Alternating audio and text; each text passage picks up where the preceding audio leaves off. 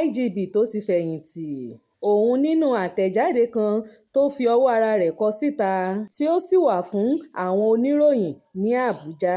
Ó ń rawọ́ sí àwọn ọmọ orílẹ̀-èdè Nàìjíríà ní gbogbo àgbáyé láti má lè sọ ìrètí nù nínú iṣẹ́ àgbàṣe Nàìjíríà bó tilẹ̀ jẹ́ wípé àdojúkọ wa ni. Bákan náà ni a forúkọsílẹ̀ ní ti ìfọkànbalẹ̀ pẹ̀lú Ààrẹ Bọ́lá Ahmed Tinubu.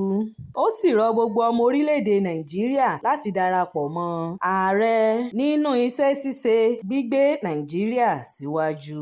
Dókítà Okir sọ pé bí a ṣe ń tẹ̀síwájú sí ìrìn àjò wíwá òye yìí, ẹ jẹ́ kí a ṣe pẹ̀lú àwọn ọkàn tí ó ṣí àti ọkàn àánú.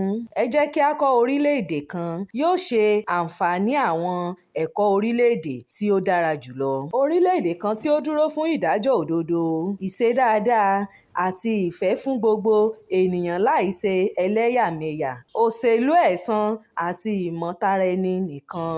Ó sọ̀rọ̀ nípa àpéjọ kan tí ó ṣe ní oṣù kẹwàá ọdún tó kọjá, níbi tí ó ti ń ṣe àtẹnumọ́ fún àwọn ọmọ orílẹ̀-èdè Nàìjíríà àgbáyé láti má sọ ìrètí nù nínú iṣẹ́ àgbàṣe Nàìjíríà láì bìkítà àwọn àdojúkọ.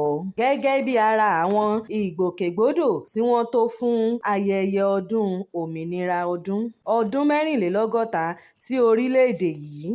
Okir fi hàn pé Justice International Human Rights and Convenience Organization ti ṣètò àmì ẹ̀yẹ ìṣọ̀kan orílẹ̀-èdè àti ìpolongo tí wọ́n ń pè ní Nigeria First Honor Award, èyí tí ó jẹ́ Ààrẹ Bọ́lá Tinubu tí a yà sọ́tọ̀. Bákan náà ni àwọn alákòóso orílẹ̀-èdè tí yóò kọjá tó wà láàyè àti èyí tó ti dòkú.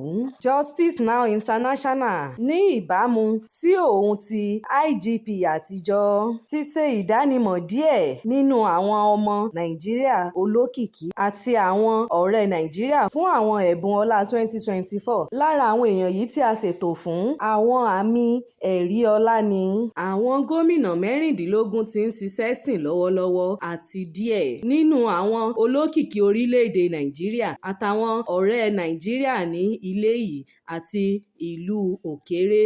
Lára àwọn gómìnà ni Dókítà Alex Otiti ìpínlẹ̀ Abia, Semina Lai Fubara ìpínlẹ̀ Rivers, olùṣọ́ àgùntàn Imo Eno ìpínlẹ̀ Akwa Ibom, Dókítà Peter Maibon ìpínlẹ̀ Enugu, Senator Hope Uzodinma Imo State, Senator ọmọọba Bezi Edith Otu Cross River State, Ọ̀gbẹ́ni Kalebu Manasseh Mufuwaj ìpínlẹ̀ Plateau. Àwọn mìíràn ni Ọ̀gbẹ́ni Angu Kaifas Taraba State, Engineer Olúwaṣèyí Abiodun Makinde Ọ̀yọ́ State, Ọ̀gbẹ́ni Babájídé Sanwó-Olú ìpínlẹ̀ Èkó.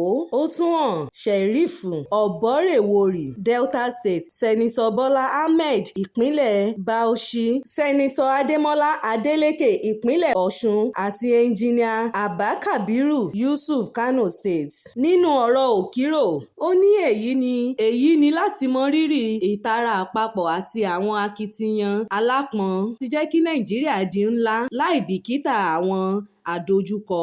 Àpéjọ tó ń sàmì sí Nàìjíríà ní ọdún mẹ́rìnlélọ́gọ́ta àti Justice Now International ní ọdún karùn-ún ṣe ìlérí àti ṣe àwọn olùdarí ńlá àti iṣẹ́ ìwúrí fún àwọn ọ̀dọ́, pàápàá àwọn tí ó wà ní àwọn ilé ìwé àtẹ̀lé láti dé orílẹ̀-èdè àti ìmọ̀ tuntun. Kò ní jù báyìí lọ lórí ìròyìn Yajoyajo fún ti àkókò yìí. Ẹ máa bá wa subscribe sí ìkànnì Jígí Alára, ìkànnì 24 tó kalẹ̀ sí ìlú Ìbàdàn ní ìpínlẹ̀ Ọ̀yọ́. Orúkọ tèmi ni Afọláṣadé Abbas láti ìlú Ìbàdàn ní ìpínlẹ̀ Ọ̀yọ́ wa. Ó dàbọ̀.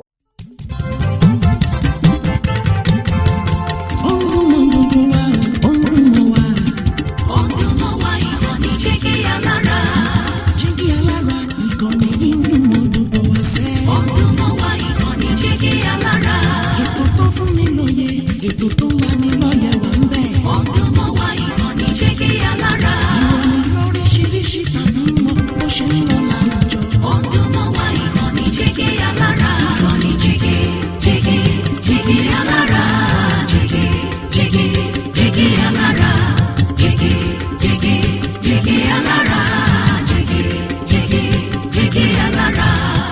ìkànnì jígí alára kẹrìnlélógún bàbá gbogbo.